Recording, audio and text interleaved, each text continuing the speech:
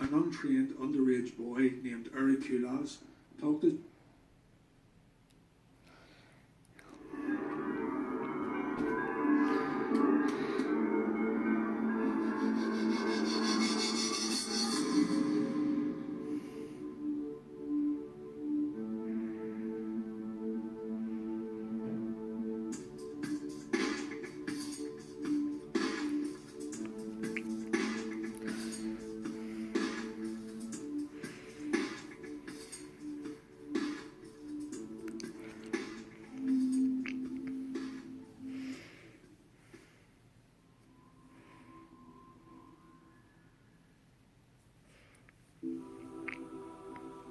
It's a 7 News exclusive, and we want to point out before we show the pictures, some of the video is violent and graphic.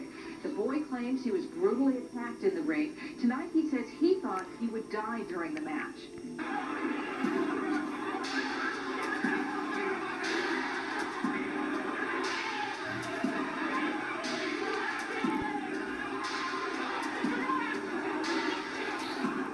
Did you do any of this? You don't want to give your son? Man, Trent told me to fuck him. And I couldn't. His forehead was a pussy. He told me to fuck it. I fucked it. I couldn't because he asked me to. On November 23rd, 1996, during a house show for wrestling promotion Extreme Championship Wrestling, things got too extreme and the lines were crossed.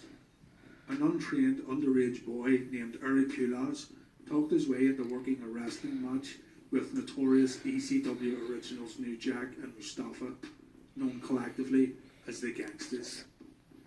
What would happen in the match would lead to hospital visits, court cases, media coverage, lies, deceit, and the possible cancellation of ECW on pay-per-view television. ECW in 1996 truly was the Wild West of pro wrestling.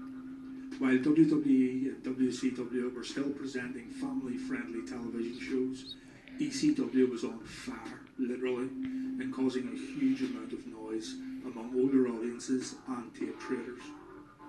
Ran by Paul Heyman, it seemed like ECW was the future of pro wrestling, with its gritty presentation and hard-hitting matchups. It was extreme in every sense of the word. In November 1996, Shawn Michaels was feuding with Psycho Sid in the WWF, and Hulk Hogan was running roughshod as the leader of the New World Order. Over on ECW though, things were going down that still keep the wrestling world talking to this very day.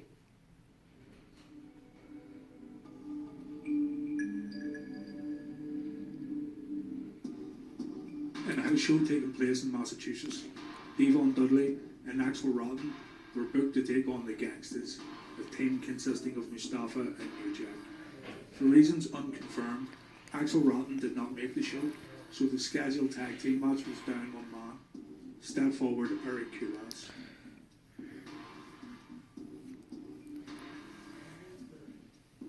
Eric Kulas was attending the show with his father and somehow managed to get backstage and speak to Paul Heyman, the owner of ECW. Eric told Paul he was 23 years old, had been trained by Killer Kowalski, had experience as a pro wrestler, and he would be happy to step in for Axel Rotten as Devon's tag team partner. As a side note, the age that Eric gave Paul Heyman has been debated. Blue Meanie says 19, New Jack says 20, Paul Heyman says 23. For the sake of this video, we will stick to Paul Heyman's recollection and say Eric lied about being 23 years old. You know who really loves fresh food? Salad lovers, maggers, bakers, and throat. Eric's father and an unnamed midget wrestler both vouched for Eric, confirming his age and his experience. What should be noted is Eric attended this show with the intention of working a match. He brought along his bus driver attire to fit in with his mass transit gimmick, and he had fraudulent documents that backed up his claims that he was old enough to work a wrestling match. Paul Heyman agreed and penciled in Eric under his gimmick name Mass Transit. What Paul Heyman didn't know, though, was that he just signed off a 17-year-old kid with no experience to get in the ring with one of the most violent and unapologetic wrestlers in history, New Jack. New Jack, real name Jerome Young, was born in North Carolina. New Jack was already shrouded in controversy before getting to ECW in 1995. An example being picket lines forming outside Smoky Mountain wrestling venues where the Gangsters were working, as their gimmick and feud with the Rock and Roll Express was viewed as causing racial tensions within Tennessee. New Jack and Mustafa would make their way to ECW as the Gangsters and enter feuds with Public Enemy and the Eliminators, resulting in some seriously brutal and violent matches. New Jack in particular had a reputation of having zero remorse, and his style of hardcore wrestling was taken to ultra-violent heights. As stated earlier, it's unknown why Axel Rotten didn't make it to Massachusetts for the tag team match with Devon against the Gangsters. New Jack said in the Forever Hardcore documentary that he believes Axel's grandmother was unwell, but really it's irrelevant bringing this point up. For the worst, Mass Transit was now ready to take his place, and he was hanging out backstage before the match was ready to begin. Numerous ECW wrestlers have spoken about how Eric handled himself backstage, and this could have been the reasons for the incident occurring in this match.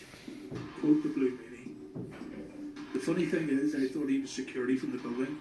He's in the locker room and he's walking around, and we had pictures of water, and I was wondering, why is the security guard drinking our stuff? Why is this guy eating from our catering? And he sits next to Taz and he lights up a cigarette, and Taz, who's Mr. Health Nut, just shot him a look. He sits there and tries to tell Paulie who he wants to be in the ring, and he's telling Devon and the Gangsters what they're going to do in the match. No, you're supposed to sit down, you shut up, you listen, and hopefully you get invited back. One of the things Mass Transit wanted to do was get colour during his match, or in basic terms, he wanted to bleed. Eric had never done this before and didn't want to cut himself to get the colour he seemed to desperately want. So he asked New Jack if he would bleed him during the match. Of course, New Jack agreed. Quote New Jack, he came up to me and started telling me all these different spots he wanted to do. Then he said he wanted to get colour. He didn't know how to do it, so he asked me to do it, and I said, yeah, I'll do it gladly. So up until this point, we know that Mass Transit is underage with little to no wrestling experience. He has managed to talk his way into a wrestling match at an ECW house show with his father vouching for him and producing fake documents regarding his age. We also know that he's going into the ring with the Gangsters. And we also know that one of the Gangsters is an ultra-violent psychopath who just got asked by this underage kid to cut him open for entertainment's sake.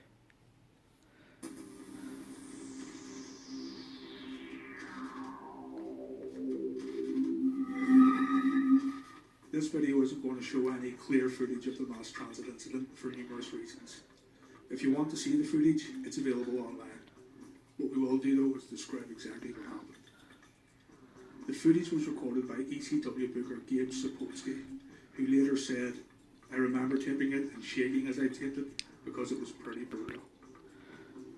Like quite a few job guys in ECW, Mass Transit entered the ring to a round of boos from the fans.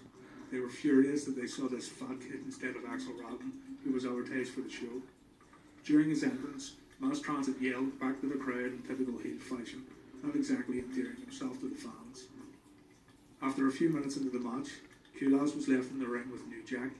Like most matches from the Gangsters, they were going to focus on one man with every weapon they had. Nothing new, except for how far it went this night. For the vast majority of the match, Devon was nowhere to be seen, as he was left selling injuries outside the ring or kept busy with Mustafa. At first, New Jack hit Mass Transit with a crutch a few times. This, of course, was nothing new. A toaster was used next, hitting Mass Transit over the head. The crowd cheered as they watched Mass Transit lying across the mat and taking a beating from New Jack. New Jack pulled Mass Transit by the hair and sat him up. Taking his trusty scalpel, New Jack cut deeply into Transit's forehead. Much deeper than usual and much deeper than needed. Mass Transit screamed, pulling away from New Jack. Blood flowed across the mat. Of course, being bloodthirsty and all, the ECW fans ate it up. Mass Transit's father was sitting front row to see the massacre take place. In the video recording, you can hear him shout, "Ring the fucking bell." He's 17. To finish the kid off, New Jack gets to the top turnbuckle with a chair and crashes into Moss Transit's head. Blood was literally squirting out of his forehead. New Jack goes for the pin, but there's no ref around. Unofficially over, the paramedics come out and try to stop the bleeding. As more medics come out, New Jack gets on the mic and insults Moss Transit. Blue Meanie would say this about the match. I watched the whole match and it was brutal. Anybody with experience would know to never let someone else cook you. Because you know your pain threshold, you know how deep is too deep. Someone else bleeding you, you don't do it. It's not safe. New Jack is the Leonardo da Vinci of bleeding. There was no way to vet this kid's lies, and because he lied, a lot of people nearly lost work and opportunities. He said, cut me for the record. I cut it because he asked me to. Like mass transit, for y'all that don't like it, go down.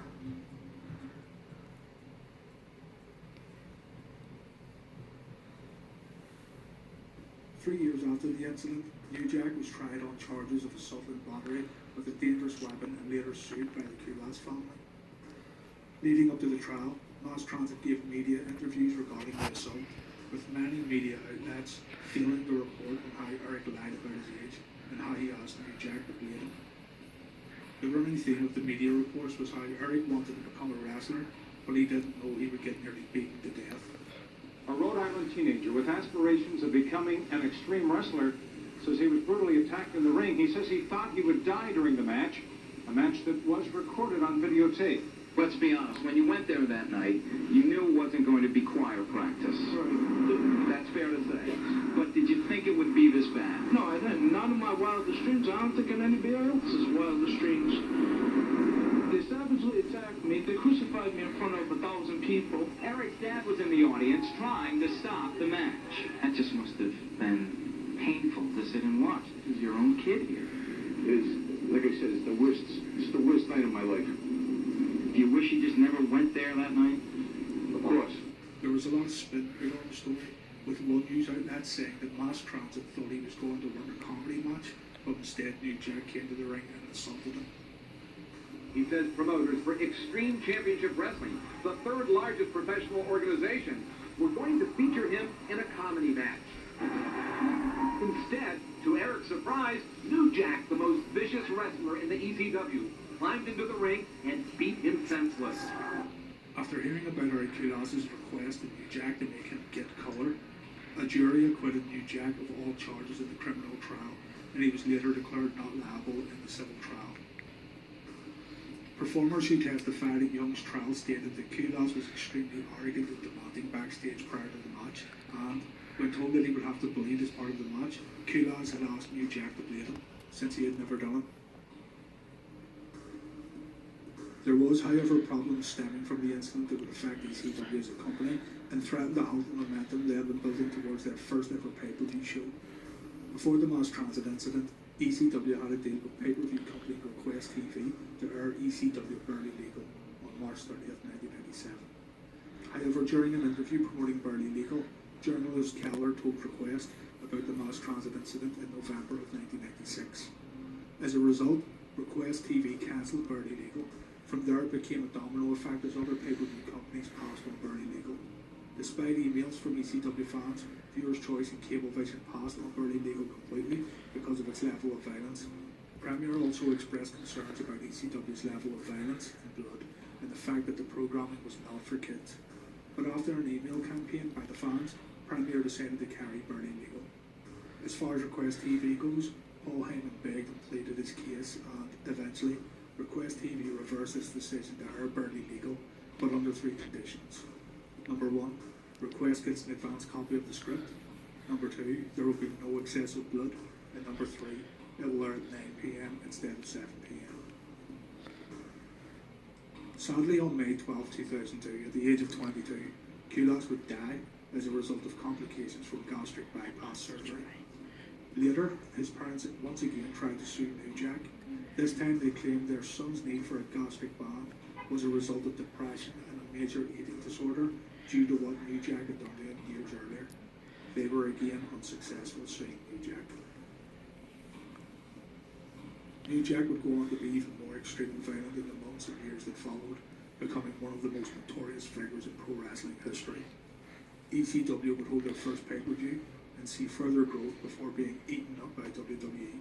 And unfortunately, Harry Kudos no longer lives to tell the story of the time he worked a tag team match with the Gangstas in ECW.